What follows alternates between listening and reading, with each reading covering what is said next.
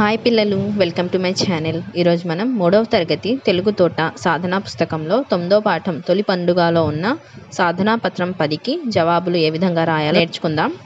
సృజనాత్మకత. ఆ సెక్షన్. మామిడి చెట్టు బొమ్మ గీయండి, రంగు వేయండి, దాని గురించి 4 వాక్యాలు రాయండి. మామిడి చెట్టు కాయలు తీయగా ఉంటాయి. మామిడి చెట్టు ఆకులతో ఇంటికి తోరణాలు కడతారు. మామిడి చెట్టు నీడను ఇస్తుంది. మామిడి కాయలతో ఆవకాయ పచ్చడి చేస్తారు. భాషాంశాలు. ఆ సెక్షన్. పాఠం ఆధారంగా క్రియాపదాలు రాయండి.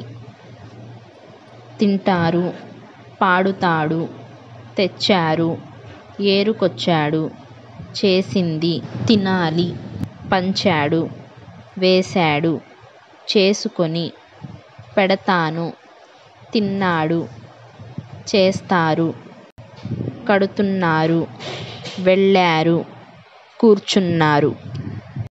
సాధన పత్రం 11. ఆ సెక్షన్.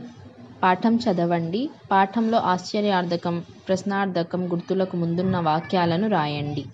ముందుగా ఆశ్చర్యార్థకం ముందున్న వాక్యాలు. నేను బెల్లం ముక్కలు తెచ్చానక్క. పూర్ణం బూరెలు, గారెలు, పరమాన్నం నాకు ఎంత ఇష్టమో. ప్రశ్నార్థకం ముందున్న వాక్యాలు. ఏం తెచ్చారు మీరు? ఉగాది పచ్చడి ఎందుకు చేస్తారో మీకు తెలుసా? ఆ సెక్షన్. కింది పేరాను చదవండి, పూర్ణ విరామాలను సరైన చోట ఉంచి పేరాను తిరిగి రాయండి. గోపి ఇంటి నుండి బొబ్బట్లు, గారెలు, పాయసం, పులిహోర తెచ్చాడు. అతని కోసం రవి, సుధ ఎదురు చూస్తున్నారు.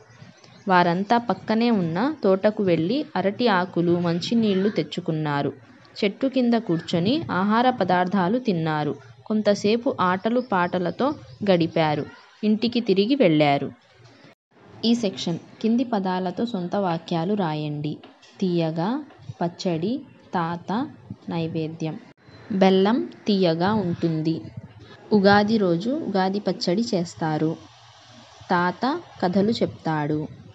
గుడిలో నైవేద్యం పెడతారు.